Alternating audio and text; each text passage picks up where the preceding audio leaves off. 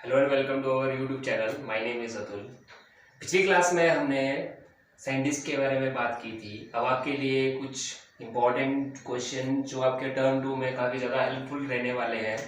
सबसे पहले क्वेश्चंस कम करते हैं। 2 मार्क्स के क्वेश्चंस रहेंगे। जो भी इस पूरे चैप्टर में 2 मार्क्स के जितने भी क्वेश्चंस क्रिएट होते हैं हम सारे वो डिस्कस करेंगे और वो आपके लिए काम भी आएंगे एग्जाम्स में। सो 2 मार्क्स के क्वेश्चन जो भी चैप्टर 5 से निकलते हैं वहां से फर्स्ट क्वेश्चन है alkali metals do not form positive ions why. अब एल्कली मेटल जो होते हैं वो पॉजिटिव आयन फॉर्म क्यों नहीं करते हैं? इसका क्या रीजन है? अब एल्कली मेटल आपको पता होना चाहिए, ग्रुप 1 के एलिमेंट्स जितने भी होते हैं वो एल्कली मेटल्स कहे जाते हैं। वो पॉजिटिव आयन क्यों नहीं होते हैं, क्या रीजन है? अब एल्कली मेटल का देखोगे आप लोग तो उसका वैलेंस इलेक्ट्रॉन 1 रहता है। अब वैलेंस इलेक्ट्रॉन जानते होगे, इलेक्ट्रॉनिक कॉन्फ़िगरेशन हम लोगों ने की हुई थी। अगर अच्छे से जानना चाहते हो तो वो वाली वीडियो आप एक बार जाके देख सकते हो। इलेक्ट्रॉनिक कॉन्फ़िगरेशन से वैलेंस शेल निकलता है। वैलेंस शेल मींस जो आउटर मोस्ट शेल होता है हमारे पास किसी भी एटम का, उसको वैलेंस शेल बोला जाता है। ग्रुप 1 के जितने भी एलिमेंट्स होते हैं उनका वैलेंस शेल 1 होता है और 1 बैलेंस शेल होने की वजह से अगर वो एक इलेक्ट्रॉन अपना लूज करता है तो वो नोबल गैस कॉन्फ़िगरेशन को पूरा कर लेता है। मतलब कि अगर वो एक इलेक्ट्रॉन लूज कर देगा तो वो एक नोबल गैस की कैटेगरी में आ जाएगा। इसलिए alkali metals do not form positive ions, इसका ये रीजन रहेगा। Second question, why non metals are called electronegative elements. अब जितने भी नॉन मेटल्स होते हैं वो इलेक्ट्रोनेगेटिव एलिमेंट्स क्यों होते हैं? Because their atoms form negative ions by accepting electrons. अब कोई भी एटम जब इलेक्ट्रॉन्स को एक्सेप्ट करता है तो वो नेगेटिव आयंस फॉर्म करता है, ठीक है। अब किसी के ऊपर पॉजिटिव चार्ज होगा, किसी भी एटम के ऊपर अगर पॉजिटिव चार्ज होगा तो मतलब वो लूज करेगा। अगर किसी एटम के पास नेगेटिव चार्ज होगा तो मींस वो इलेक्ट्रॉन गेन करेगा। क्या होता है, कोई भी एटम जो होता है वो नेगेटिव आयंस को फॉर्म करता है अपने इलेक्ट्रॉन्स को एक्सेप्ट करके। अगर कोई एटम इलेक्ट्रॉन एक्सेप्ट करता है तो ऑटोमेटिकली उसका चार्ज जो होगा वो नेगेटिव होगा। Question number 3, how are the position of different isotopes decided in the modern periodic table. अब आइसोटोप्स क्या होता है? आइसोटोप्स के बारे में पढ़ाई होगा। आइसोटोप्स मतलब ऐसे elements which have same atomic number but different mass number. Atomic number जानते हो, मींस जैसे उनको अरेंज किया गया है वो उनके एटॉमिक नंबर्स हैं। एटॉमिक मासेस क्या होता है कि किस एटम के न्यूक्लियस के अंदर मास ऑफ न्यूट्रॉन और मास ऑफ प्रोटॉन कितना है उसका एटॉमिक मास होता है। How were the position of different isotope decided in the modern periodic table. तो अलग अलग एटम्स के आइसोटोप्स भी अलग अलग होंगे, तो उनको कैसे डिसाइड किया गया पीरियोडिक टेबल में? आइसोटोप्स फिर से बता देता हूं। Isotopes means atomic number same रहेगा लेकिन मास नंबर डिफरेंट रहेगा। इसका एक एग्जांपल दे देता हूं, जैसे हाइड्रोजन है, एटॉमिक नंबर इसका 1 है, इसका मास नंबर 1 है, और दूसरा हाइड्रोजन का आइसोटोप है 1 and 2। तो isotopes means same atomic number but different mass number, उसको आइसोटोप्स बोला जाता है। तो उनको कैसे अरेंज किया गया?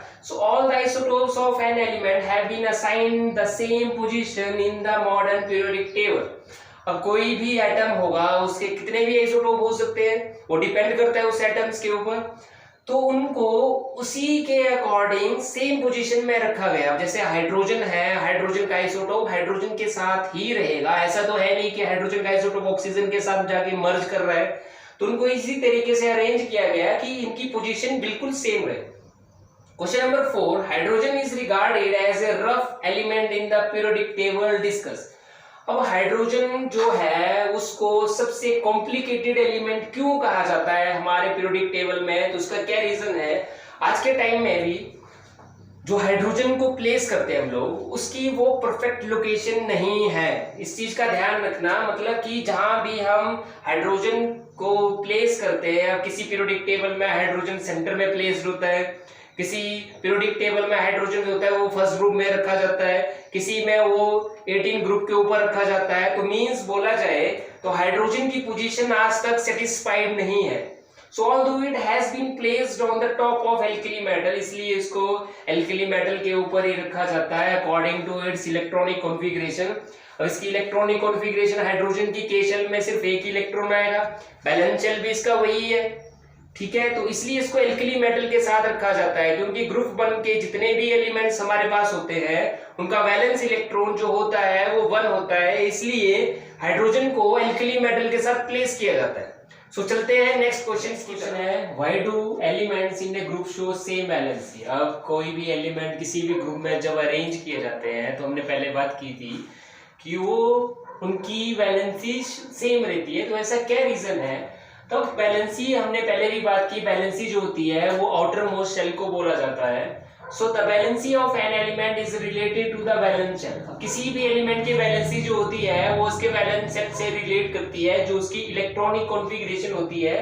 इसलिए एलिमेंट्स जो किसी एक सेम ग्रुप में होते हैं उनको उनके वैलेंस शेल के अकॉर्डिंग ही अरेंज किया जाता है, इसलिए जितने भी एलिमेंट किसी एक ग्रुप में होंगे उन सभी की वैलेंसी भी सेम रहेगी। सो क्वेश्चन नंबर 6 है, why are the members of group 1 known as alkali metals.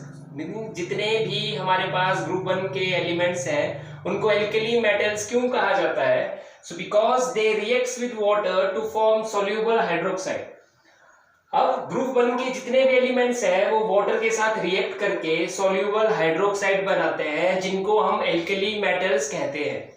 Question number 7 next, how does metallic character of the element very in A group and in a period. Means किसी भी element का metallic character groups में और periods में कैसे very करता है।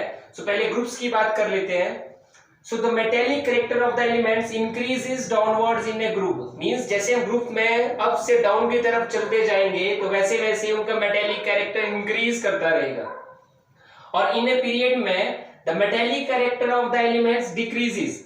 अब किसी भी पीरियड में अगर हम लेफ्ट टू राइट जाने की कोशिश करेंगे तो उनका मेटेलिक कैरेक्टर डिक्रीज करता रहेगा।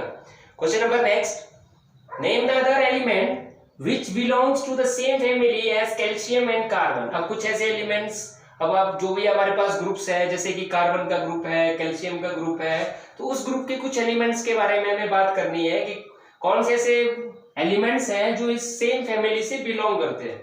सो कैल्शियम फैमिली से मैग्नीशियम एंड स्ट्रोंडियम आता है, और कार्बन फैमिली से सिलिकॉन एंड जर्मेनियम आता है। सो हमारे पास नेक्स्ट क्वेश्चन आता है, Did Duvernier's trade also exist in the column of Newland's law of octave? तो क्या डुवर्नियर का जो ट्राइड था क्या वो न्यूलैंड्स लॉ ऑफ ऑक्टेव के अंदर भी सुटेबल था। हमें उसको कंपेयर भी करना है और फाइंड आउट भी करना है। सो हाँ, जो भी डुवर्नियर ट्रेड था वो न्यूलैंड्स लॉ ऑफ ऑक्टेव के अकॉर्डिंग बिल्कुल फिट बैठ रहा था, जैसे कि लिथियम, सोडियम एंड पोटेशियम, और beryllium, magnesium and calcium. Means जो फर्स्ट और थर्ड का जो एवरेज एटॉमिक मास था वो सेकंड वाले के इक्वल आ रहा था। सो डुवर्नियर ट्रेड्स एग्जिस्ट करता था न्यूलैंड्स लॉ ऑफ ऑक्टेव के अंदर भी। सो हमारे पास नेक्स्ट क्वेश्चन है, name the two elements you would expect to show chemical reaction similar to magnesium.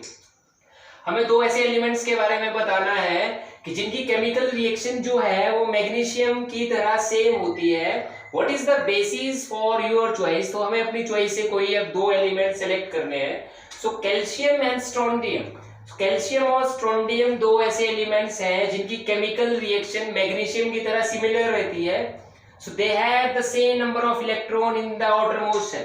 अब किसी भी एटम के आउटर मोस्ट शेल में अगर same number of valence shell होगा तो इसका मतलब ये होता है कि उन एलिमेंट्स की प्रॉपर्टीज एक जैसी है।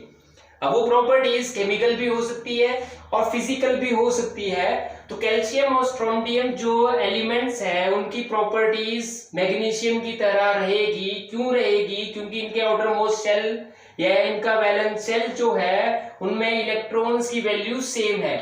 सो ये थे हमारे क्वेश्चन 10 जो डिजर्व करते हैं 2 मार्क्स के। आई होप ये आपको काफी हेल्पफुल रहेंगे। So like, share and subscribe. मिलते हैं नेक्स्ट वीडियो में। Thank you so much.